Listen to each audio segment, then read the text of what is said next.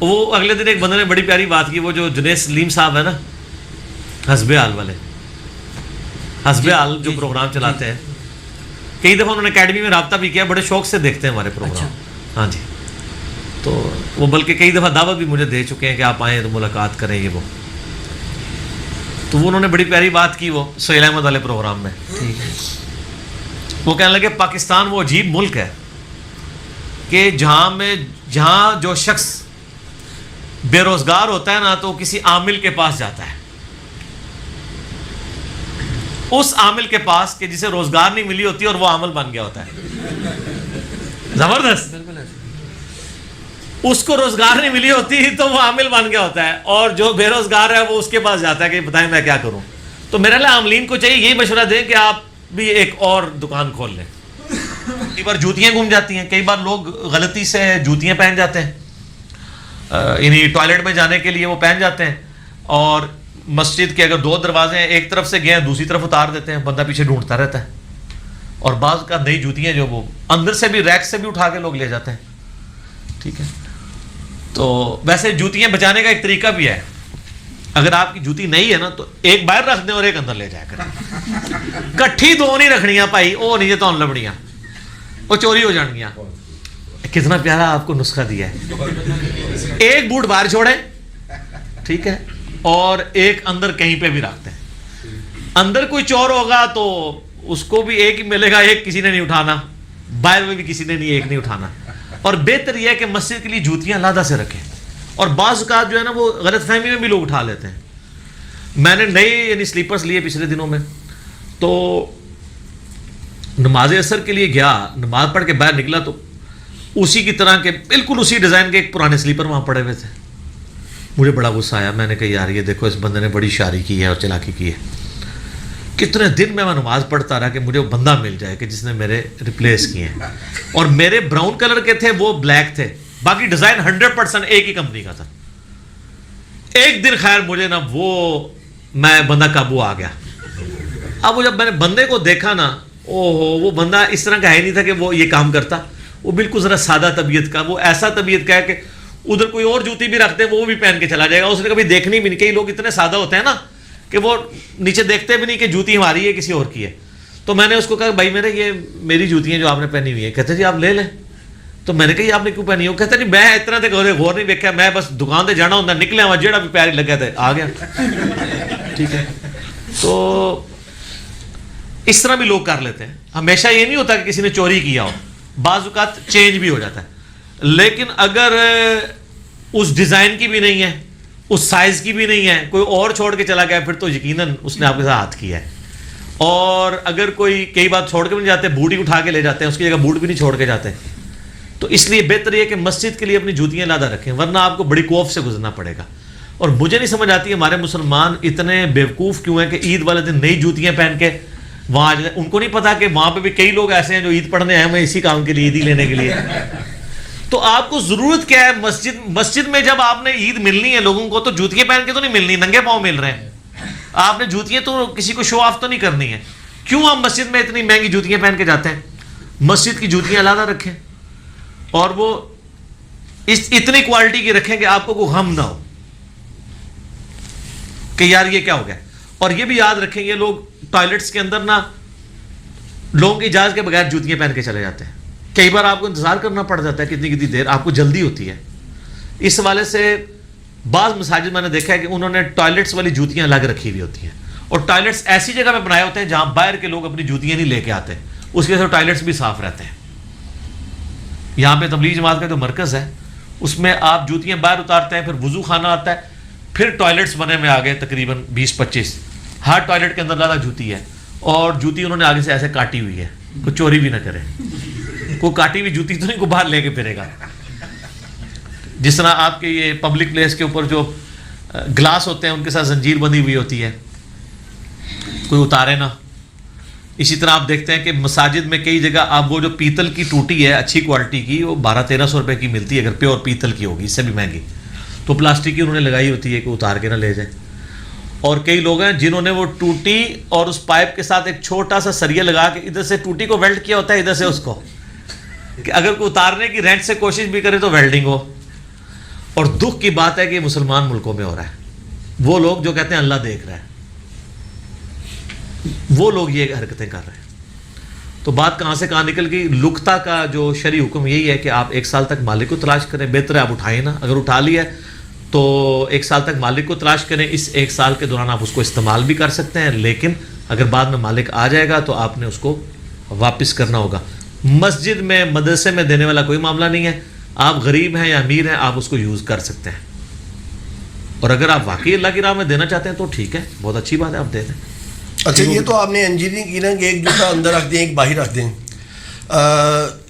بزرگان دین کو تو آپ صحیح طرح مانتے نہیں ہیں, تو ان کے حوالے سے بھی صحیح بزرگوں کو صحیح طرح مانتے ہیں, جو صحیح نہیں ہے جو میں آپ کو بتانے لگا ہوں ان کو شاید آپ نہ مانیں. وہ کیا کرتے تھے کہ وہ اپنا جوتا جو ہے نا وہ باہر ہی رکھتے تھے مسجد کے, اور نیت یہ کرتے کہ چور کے لیے حلال, تو یہ کہہ کے اندر چلے جاتے. تو یہ اتنی لمبی مشقت انہوں نے اپنے لیے ڈالی. بہرحال یہ ہے کہ وہ یہی راستہ اختیار کرتے تھے, باہر جوتا اتارتے تھے, وہ کہتے تھے چور کے لیے حلال. تو ان کے کسی شاگرد نے پوچھا کہ آپ یہ کیا کہتے ہیں اور ایسا کیوں کرتے ہیں؟ تو انہوں نے کہا کہ چور چونکہ حرام کی طرف راغب ہوتا ہے تو اس لیے میرا جوتا نہیں اٹھائے گا وہ, کیونکہ میں نے اس کے لیے حلال کر دیا ہے. تو ایک یہ بھی طریقہ ہے. پتہ نہیں وہ کون سا موضوع اس کو کیسے, اس کا مطلب ہے کہ ان کے بزرگ چوروں کے لیے بھی علم غیب مانتے ہیں کہ چور کو یہ دیکھ کے پتہ چل جائے کہ یہ جو ہے یہ کس لیے رکھا ہے اور یہ کس لیے نہیں رکھا. چلے آپ بزرگوں کی عزت افزائی نہ میرے ساتھ کروائیں مجھ سے, اگلا سوال کریں. جی, آپ شیعہ کی مجالس سنیں, وہ مولا حسین کتنی بار کہتے ہیں زینب, نہ پیچھے سیدہ ہوتا ہے نہ کچھ ہوتا ہے, زینب ہی بات کر رہے ہوتے ہیں. حسین, حسن, علی جو سب سے بڑے کسٹوڈین ہیں وہ بھی کر رہے ہوتے ہیں. عربی میں ایسے ہی ہوتا ہے, کیونکہ عربی میں گستاخی والا گاف نہیں ہوتا تو گستاخی ہوتی نہیں ہے. میں نے چیلنج کیا ہے کہ بخاری مسلم مجھے کسی صحابی کے ساتھ حضرت یا سیدنا لکھا ہوا دکھائیں, حدیثیں جب روایت ہوتی ہیں. ترجمے میں لکھا ہوتا ہے سیدنا ابو ہریرہ روایت کرتے ہیں, لیکن عربی پڑھیں گے تو امام بخاری لکھا ہے ان ابی ہریرہ رضی اللہ عنہ بھی نہیں لکھا ہوگا, بہت کم. اس پہ میرا یوٹیوب پہ کلپ ہے رضی اللہ عنہ پہ دھوکہ. اس صحابہ کرام آپس میں ایک دوسرے کو رضی اللہ عنہ کہتے ہوں گے, پھر تو گال ہی نہیں کر سکتے.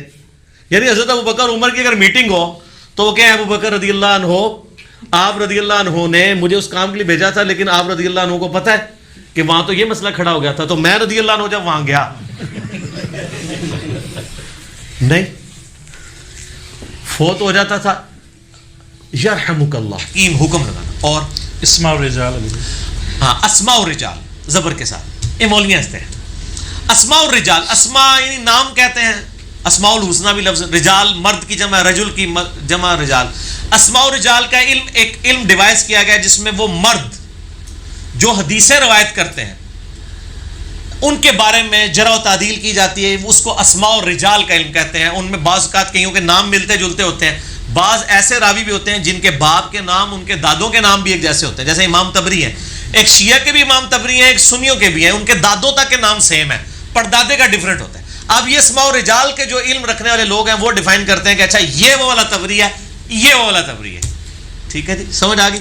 تو یہ اسماء الرجال. او اللہ دے بندو ایڈی گلاں تانوں میں دس رہا جے نا, اے 8-8 سال پڑھ کے بھی جڑے مولوی فارغ ہوئے جنہاں نوں پوچھنا نا انہاں نوں نہیں پتہ ہوندیاں الا ماشاءاللہ. ٹھیک ہو گیا, تانوں 5 منٹ ہی سارا کچھ پڑھا چھڑا ہے, ڈگری لے لو میرے کولوں. ٹھیک ہو گیا. اور ضعیف, ہاں ضعیف, اور ضعیف کہتے ہیں جو بوڑھا ہو جائے اس کا احترام کرنا چاہیے. وہ کہتے ہیں دیکھو جی بڈھے ہو جان تو انہوں کو باہر کٹ دیے. بھائی یہ تھوڑے بڈھے نہیں نے, یہ وہ ضعیف ہے, وہ کمزور کہ جنہوں نے دین کے اوپر ڈاکہ ڈالا ہے. میرا یوٹیوب پہ ایک کلپ ہے ضعیف الاسناد حدیث امت کے لیے فتنہ, جس میں نے بتایا ضعیف احادیث میں تو گستاخانہ روایتیں ہیں نبی علیہ السلام کی شان میں. ایک روزہ رکھ کے انہیں مصیبت پائی سے, بندے ایک نے روزہ رکھا ہوا ہے, روزے کی مصیبت زیادہ لوگ جھیل رہے ہیں جو اس کے سر پہ. یہاں پہ بھی آپ پیر و فقیروں کو ذرا دیکھیں کتنی مصیبت بنی ہوتی ہے. کسی گھر میں چلے جائیں, کسی مسجد میں داخل ہو جائیں, افراتفری مچ جاتی ہے. کوئی لا کے جناب سامنے وہ جو ہے وہ پنکھا رکھ دیتا ہے, کوئی ایئر کولر لا کے رکھ دیتا ہے. اب تو خیر یہ پرانے زمانے ہو گئے ہیں, اب تو بزرگوں کے اٹھا کے جا کے اسی کے سامنے رکھ دیتے ہیں وہ. اور پھر جو ماشاءاللہ وہ خوراک کھاتے ہیں, اگر میں آپ کو بتاؤں نا, وہ کہتے ہیں نہیں یہ بزرگ پرہیزی کھانا کھاتے ہیں, بس صرف چھوٹا گوشت. ہاں یہ ایسے بزرگ بھی ہیں جن کو ڈاکٹروں نے منع کیا ہوا ہے کہ آپ نے کچھ نہیں کھانا, چھوٹا گوشت بھنا ہوا, وہ بھی روٹی کے بغیر. وہ ایک بندہ بتا رہا تھا ان بزرگوں کی دعوت کرنی پڑے تو 1 سے 1.5 لاکھ روپے چاہیے ہوتا ہے. میں نے کہا یار 1 سے 1.5 لاکھ روپیہ کیسے ہو سکتا ہے؟ وہ کہتے ہیں ان کے ساتھ باڈی گارڈ بھی ہوتے ہیں ان کے, 2-2.5 کلو تو وہ ایوریج چھوٹا گوشت کھا جاتے ہیں.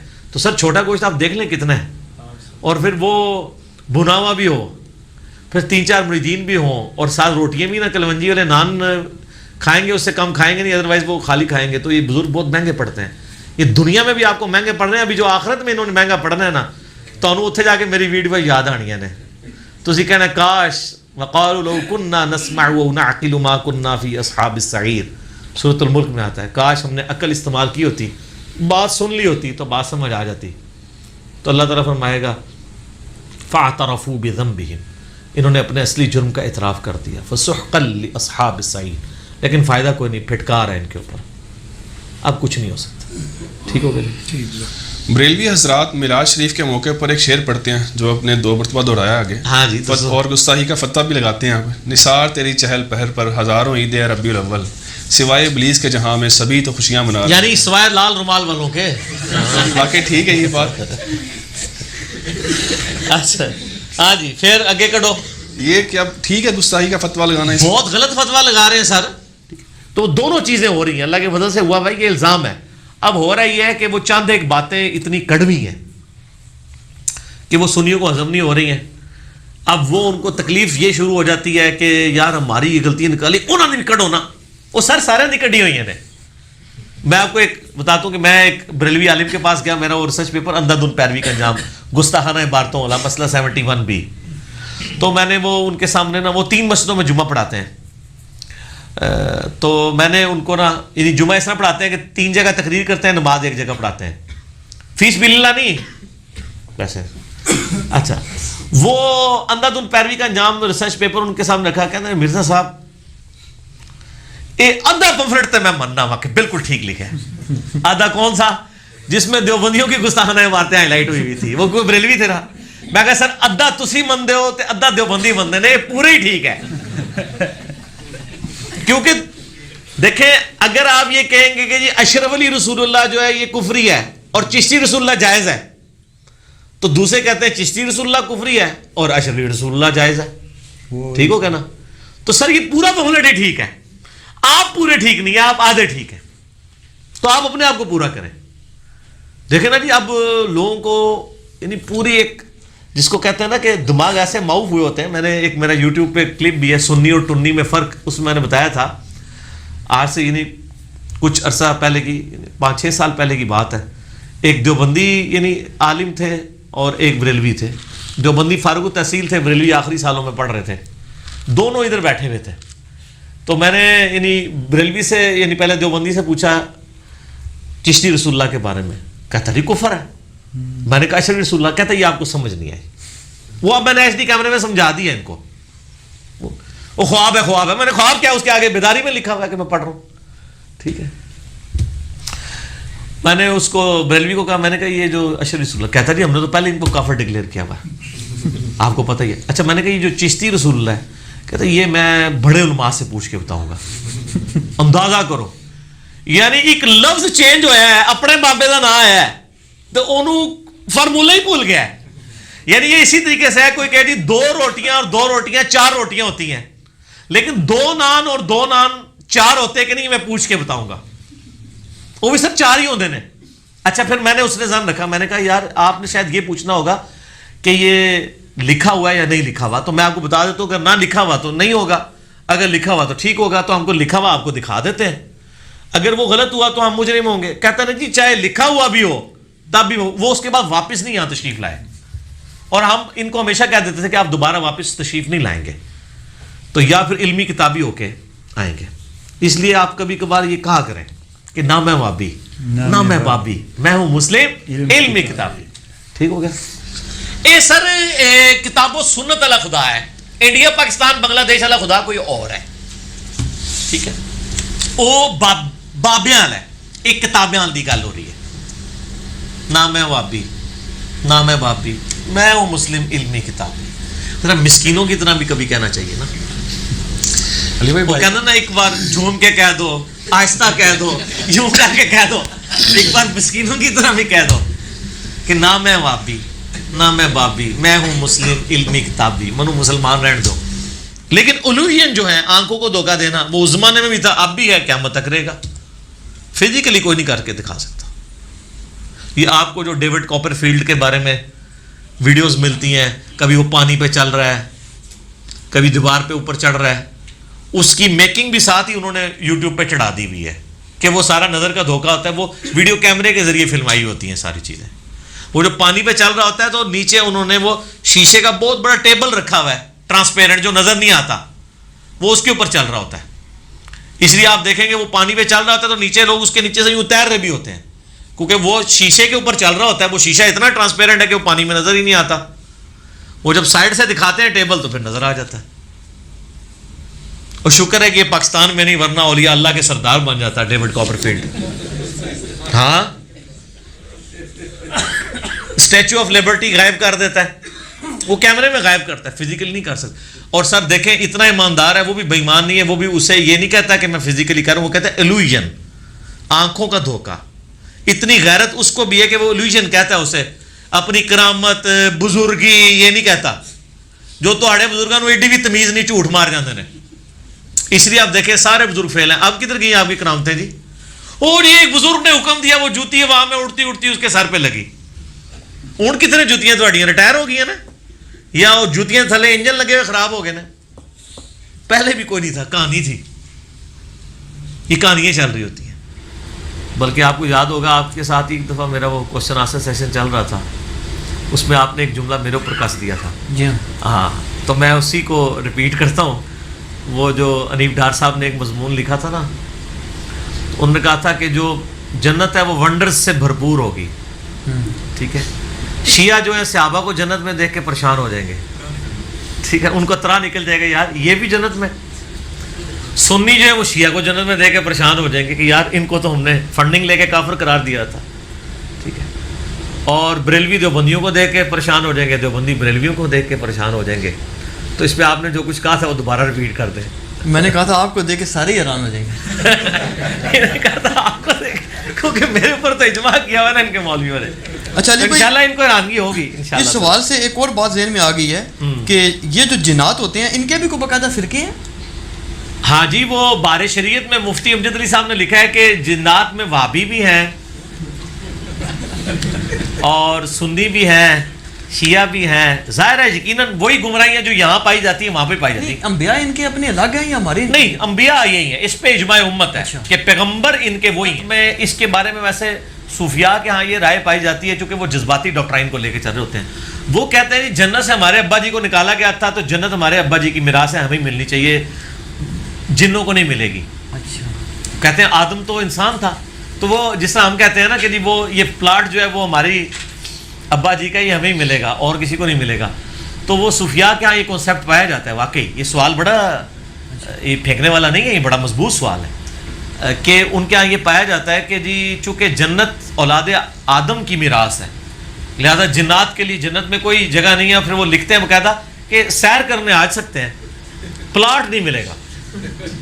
اچھا, تو ان سے کو پوچھے کہ یار آپ نے الاٹ کرنا ہے, یہ آپ جا کے پوچھ سکتے ہیں باقاعدہ, کتابوں میں لکھا انہوں نے, ہمیں تو پتہ ہے. کیا تو میرا آپ یوٹیوب پہ لکھیں کیا نان مسلم کو سلام کر سکتے ہیں, کیا نان مسلم کو قرآن دے سکتے ہیں, میرا کلپ کھل جائے گا. میں نے علمی دلائل دی. علی بھائی وہ جو بات پھر ہے کہ اس کو اپنا وضو کے بغیر ہاتھ نہ لگاؤ, قرآن پاک میں کہیں نہیں لکھا وضو کے بغیر ہاتھ نہ لگاؤ, یہ تو علماء نے ترجمہ کیا ہے. قرآن میں لکھا ہے لا یمسہ الا, میں نے اس لیے کہا میرا کلپ دیکھیں, اس میں نے یہ باتیں کی ہیں. لا یمسہ الا المطہرون. اللہ تعالیٰ نے کہا یہ کافر کہتے تھے کہ یہ جنات نے قرآن نازل کیا, اللہ تعالیٰ فرماتا ہے یہ فرشتوں نے نازل کیا ہے. اچھا, قرآن اس جگہ پہ ہے فی کتاب مکنون, فی کتاب مکنون لا یمسہ الا المطہرون تنزیل من رب العالمین. ٹھیک ہے, یہ لوح محفوظ سے اللہ نے اتارا ہے, وہاں پہ کوئی ناپاک روح نہیں جا سکتی ہے, وہاں پہ فرشتے پاکیزہ جاتے ہیں.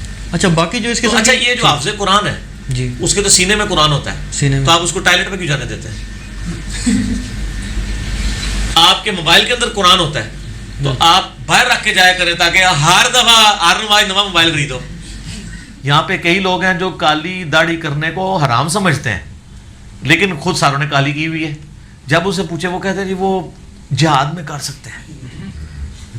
تو جہاد پہ نہ وہ خود گئے ہیں نہ ان کی اولادیں جاتی ہیں. ہاں لیکن داڑھی کالی کر کے 2 3 3 4 4 شادیاں انہوں نے کر لی ہیں, دنیا میں اس کے یہ بینیفٹ حاصل کر لیا. اور کئی لوگ ہیں کالی سیاہ داڑھی کی ہوئی ہے, ان سے پوچھے داڑھی, کہتے ہیں نہیں حرام ہے کالی کرنا. تو آپ نے, وہ کہتے ہیں کالی نہیں ہے, آپ غور سے دیکھیں یہ ڈارک براؤن ہے, آپ جتنا مرضی غور سے دیکھ لیں وہاں وہ کالی نظر آئے گی جب تک آپ ان کی نظر سے نہ دیکھ لیں. تو سر اب آپ بے فکر ہو کے کالی بھی کریں, اور نفلی روزہ اگر رکھنے کے بعد آپ توڑ دیں تو اس کی قضا بھی نہیں ہے. نفیوں نے بھی خام خواہ مسئلہ بنایا ہوا ہے, ان کے مسئلے تو اتنے عجیب ہیں. وہ کہتے ہیں جو ان کی نظر میں کہ اگر کسی پہ قربانی واجب تھی اور اس نے قربانی کے لیے جانور خریدا اور وہ جانور مر گیا یا چوری ہو گیا, اسے نیا جانور لینے کی ضرورت نہیں ہے. اور اگر کسی پہ قربانی واجب نہیں تھی, غریب تھا, اس نے پیسے جوڑ کے جانور لیا اور اس کا جانور چوری ہو گیا یا مر گیا, اس پہ واجب ہے کہ نیا جانور خریدے. استغفر اللہ پڑھنے بزرگوں کی خدمات ہیں اسلام میں. فتاوی عالمگیریہ 1400 علماء نے بیٹھ کے امت کے ساتھ کیا ہے انورٹڈ کامہ میں. جو وہ کہتے ہیں لاجک اس کی ہے کہ اس پہ واجب نہیں تھا, اس نے کیوں اپنے اوپر واجب کروایا خود. نفلی روزے میں وہ یہی کہتے ہیں کہ نفلی روزہ اگر کوئی توڑ دے گا نا تو وہ اس کو روزہ رکھنا پڑے گا, حالانکہ وہ ہے ہی خود نفلی تھا, تو کیوں رکھنا پڑے گا. وہ کہتے ہیں اس نے رکھا کیوں, تاکہ آندہ کوئی رکھے ہی نہ. یہ آپ نے خود کہانیاں بنائی ہوئی ہیں. اور آن لائن استخارے تو آپ کو پتہ ہے وہ تسبیح سے بھی استخارہ کرتے ہیں, وہ باقاعدہ انہوں نے تسبیح ہاتھ میں پکڑی ہوتی ہیں. وہ نا یہ ہم نے خود بھی چونکہ دیکھے بھی ہوئے ہیں, کیے بھی ہوئے ہیں, اللہ کے فضل سے, اللہ معاف کرے. اچھا وہ کہتے ہیں جی وہ جو استخارہ کرنے والے وہ کہتے ہیں آپ تسبیح ہاتھ میں پکڑ لیں تو آپ اپنی وہ چیز بیان کریں. تو وہ جو بندہ استخارہ کرنے والا ہے نا وہ اپنے ذہن میں اس کو نا سوچتا ہے اور دوسرے سے استخارہ کرا لے. حالانکہ یہاں استخارہ آپ نے خود کرنا ہے اپنے لیے, کسی سے تو آپ کروا ہی نہیں سکتے, کیونکہ مسئلہ تو آپ کا اس میں تو سارے سیکھے ہیں میرے لیے تیرے لیے, تو گزمانو کا جتنے مرضی تھا منو کے لینا دینا, میں اپنے ہی بات کروں گا. تو وہ پھر استخارہ جب کراتے ہیں نا, یہ جو آن لائن استخارہ ہے نا وہ اس طرح ہی ہو رہا ہوتا ہے. وہ پیچھے بیٹھے ہوئے تسبیح پکڑے ہوئے ہوتے ہیں, وہ اگر تسبیح کہتے ہیں ایسے ہل پڑے تو اس کا مطلب ہے ہاں, اور اگر ایسے ہلے تو اس کا مطلب ہے نا. آپ ہنس رہے ہیں, آپ جا کے پوچھ لیں. نہیں ہلتی خود بخود ہے, وہ تو یہی کہتے ہیں خود بخود ہلتی ہے, ہل پڑتی ہے ویسے. پتہ کیوں, ظاہر ہے یہ کتنی دیر آپ سیدھا اس کو پکڑ کے رکھیں گے, ہلکا ہاتھ جنبش کھا ہی جاتا ہے نا, کہیں نہ کہیں جائے گی. ہاں تو باقی ان کا تو کوئی اعتبار نہیں ہے, جو بھی ایسے کر دیں اس کی کچھ کرنے کی ضرورت نہیں. میں آپ دیکھیں, میں آپ کو یہ ہاتھ لائے بغیر اس کو لا کے بتا دیتا ہوں, یہ دیکھیں آواز ہل رہی ہے. نہیں میں ہلکی سی جنبش دے رہا ہوں, وہ آپ کو نظر نہیں آ رہی, ٹھیک ہے. تو وہ اس طرح استخارے ہوتے ہیں. یہ سب کا سب جو ہے نا وہ دھندا ہے پیسے کمانے کا. تو مسلمانوں کو عید مبارک کے اوپر مبارکیں لینا اور ٹافیاں کھاتے وقت نا اسی وقت ہی ہالوئین اور کرسمس, ایسٹر, دیوالی, ہولی, یہ ساری ایکٹیویٹیز اسی ٹائم ان کو کلیئر کر لینی چاہیے, پھر بعد میں ٹافی بھی لے کے کھا لینی چاہیے. تو پھر جب آپ بعد میں ان کو ٹافی نہیں دیں گے نا تو وہ کہیں گے کہ یار یہ اس لیے نہیں دے رہے. اس کے بعد لیکن وہ ٹافی کھانے سے ان سے کہہ لیں کہ اس کے باوجود اگر آپ لے آئے ہیں تو آپ کی خواہش ہے تو ہم ضرور کھا لیتے ہیں, لیکن وہ کھانا حلال ہونا چاہیے. یہ نہ ہو کہ خنزیر پکا کے لے آئے تو آپ کہیں جی بسم اللہ الرحمن الرحیم پڑھ کے میں خنزیر کھا لوں. خنزیر بسم اللہ کیا پورا قرآن بھی اس پہ پڑھ دیں اور آ بھی رہے گا, ٹھیک ہے. بسم اللہ پڑھنے سے وہ خنزیر حلال نہیں ہو جائے گا, ٹھیک ہے. اس کا مطلب ہے کہ جو بدعقیدگیاں ہیں, برے اعمال ہیں, وہ بسم اللہ دروشی پڑھنے سے پاک نہیں ہوتے, برائی برائی رہے گی. ورنہ قرآن پڑھنے سے خنزیر کا گوشت تو پاک ہو جاتا نہیں ہوتا. کیسی پیاری بات آئی دماغ کے اندر, ٹھیک ہے نا. ہر چیز کا اصول ہے. وہ غامدی صاحب ایک دفعہ ٹی وی پہ بیٹھے ہوئے تھے نا, 3-4 سال پہلے کی بات ہے کہ وہ تقی عثمانی صاحب دیوبند کے مفتی اعظم, انہوں نے کہا جی ہمارے ایک جاننے والے بزرگ ہیں, ان کے آگے سے جاننے والے بزرگ ہیں, انہوں نے خواب میں نبی اسلام کو دیکھا ہے, یہ چین ہے فلاں فلاں فلاں. اور انہوں نے کہا ہے پاکستان پہ برا وقت آنے والا ہے. پاکستان پہ اچھا وقت آیا کب ہے؟ ایک برا وقت گزرتا ہے اس سے اگلا برا وقت آ جاتا ہے. اچھا تو یہ کہانی ویسے ہی بک جاتی ہے, منا گے تا یہ اچھا وقت کو پریڈکشن کر کے دسو, برے وقت کی تو آپ مجھ سے لے لیں, مجھے تو ابھی بھی کوئی اچھا وقت نظر نہیں آ رہا مستقبل قریب میں, ٹھیک ہے. لیکن پھر بھی 5 سال گورنمنٹ کو پورے کرنے چاہیے. میں ہٹانے کے حق میں نہیں ہوں, 5 دفعہ اسمبلیاں اپنی مدت پوری کریں, انشاءاللہ پھر وقت اچھا آئے گا. تو وہ اس میں لکھا ہوا ہے کہ جی وہ نبی الاسلام نے خواب میں کہا کہ 70,000 دفعہ والشمس وضحاہا امت پڑھے تو مصیبت ٹل جائے گی. تو وہ غامدی صاحب سے کسی نے نا ٹی وی ٹاک شو میں سوال کیا کہ یہ اس طرح مفتی صاحب نے, تو غامدی صاحب کا آپ کو پتہ ہے ایک سٹائل ہے ان کا, میں مفتی صاحب کی بڑی عزت کرتا ہوں, جس کے بارے میں وہ یہ جملہ بول دیں نا کہ میں اس کی بڑی عزت کرتا ہوں, اس کے بعد اس کی شامت آ جاتی ہے. تو انہوں نے کہا لیکن معذرت کے ساتھ اللہ تعالیٰ نے قوموں کے عروج اور زوال کی جو ریزنز ہیں وہ قرآن میں بیان کر دی ہیں. جب تک ان ریزنز کو ایڈریس نہیں کیا جائے گا نا وہ آفات ٹل نہیں سکتی. پھر انہوں نے سورۃ الانفال سے کہ پڑھی آیت کہ اللہ تعالیٰ اس قوم کی حالت نہیں بدلتا جو اپنی حالت خود نہ بدلے. تو انہوں نے کہا جب تک ہم نے اپنی حالت خود نہ بدلی, یہ 70,000 دفعہ کیا 70 کروڑ دفعہ بھی آپ قرآن پاک پڑھ کے ختم دلواتے رہے, آیت کریمہ پڑھتے رہے, ریزن اپنی جگہ پہ رہے گی نا تو معاملہ اسی طرح غلط رہے گا. سر صحیح مسلم میں حدیث ہے اللہ تعالیٰ اس قرآن کی وجہ سے قوموں کو عروج دے گا, اس قرآن کی وجہ سے زوال. ہمارے لوگوں نے سمجھا شاید ختم ہے قرآن کی وجہ سے, قرآن پہ عمل کرنے کی وجہ سے. ڈاکٹر اقبال نے اسی کو شعر میں ٹرانسفر کیا ہے نا, جواب شکوہ میں, وہ معزز تھے زمانے میں مسلمان ہو کر اور تم خار ہوئے تارک قرآن ہو کر. یہ اسی مسلم کی حدیث کی ٹرانسلیشن. ابھی کیا ولیوں کا ذکر اللہ تعالیٰ نے قرآن مجید میں کیا ہے کہ قیامت کے دن میرے ولی اللہ میدان محشر میں اس طرح پھر رہے ہوں گے جیسے پہلوان اکھاڑے میں پھرتا ہے, اور اپنے مردین کو بخشش بھی کروائیں گے. پہلوان کیا یہ ٹھیک ہے؟ او اللہ نے بندے ہوتے چس کر نہیں دینا کسی نے. اس کا جواب میں صرف ایک بات میں دیتا ہوں, حدیث شفاعت جو ہے, ٹھیک ہے, سموسے کھاؤ پر دماغ اور چہرے میرے حل رکھو, پیچھے اسمام دے, منہ طرف ٹیبل شریف, ٹھیک ہو گیا. وہ شوق نہیں ہوتا. اگر شوق, اس کو شوق کا بھی چیک کر سکتے ہیں, اس کو آپ ٹیسٹر لگا لیں, اس کو کہیں اگر شوق ہے تو تم قرآن پہ یہ حلف دو کہ جب کبھی تم دوستوں میں پہنتے ہو بیٹھ کے اور تمہاری یہ خواہش نہیں ہوتی کہ لوگ تعریف کریں کہ تم نے کون سی مہنگی والی گھڑی پہنی ہوئی ہے, یہ تو بہت چھوٹا لیول ہے. خواہش کیا, وہ خود جا کے انٹروڈیوس کراتے ہیں. ہاں جی بالکل ایسے تو ریاکاری کر رہے ہیں. پھر شوق والی کون سی بات ہے؟ شوق تو اپنے لیے ہوتا ہے, ٹھیک ہے. کوئی شخص شوق سے یہ بتاتا ہے باہر جا کے جی آج میں نے 2 روٹیاں کھائی ہیں یا 3 پراٹھے آج میں نے صبح کھائے ہیں, ویسے کو گپ شپ میں ڈسکس, لیکن اس کو ایز اے شوق بنا کے پریزنٹ کرتا ہے, ٹھیک ہے. ایون جو 5 پراٹھے کھانے والا ہے وہ بھی کوشش کرتا ہے کہ میں لوگوں کو کام ہی بتاؤں کہ میں تو کھانا ہی بڑا تھوڑا جی ایویں ہاتھ ہی لانا, کیونکہ وہ سمجھتا ہے کہ زیادہ کھانے کو عیب سمجھا جاتا ہے, تو زیادہ کھا کے بھی کہتا ہے میں تو ہمیشہ. اور جتنے جھوٹے لوگ ہیں آپ ان کو اکثر سنے ہو کہیں گے جی میں عادت ہے کہ بالکل سچی گل منہ تے کر دینی ہے. آج تک آپ دنیا میں کسی بندے کو سنا ہے کہ میری تو عادت ہے کہ ہمیشہ جھوٹ بولتا ہوں ایسا؟ تو میں نے سیکھا تھا عربی والے صدقے اور پنجابی والے صدقے میں فرق ہے. عربی والی مصیبت اور پنجابی والی مصیبت میں فرق ہے. ویسے میں دونوں مصیبتیں ہوں, پنجابی والی مصیبت بھی ہوں علماء کے لیے, علماء سو کے لیے, اور عربی والی بھی ہوں, اور فتنہ بھی ہوں, ٹھیک ہے نا, لیکن وہ عربی والا.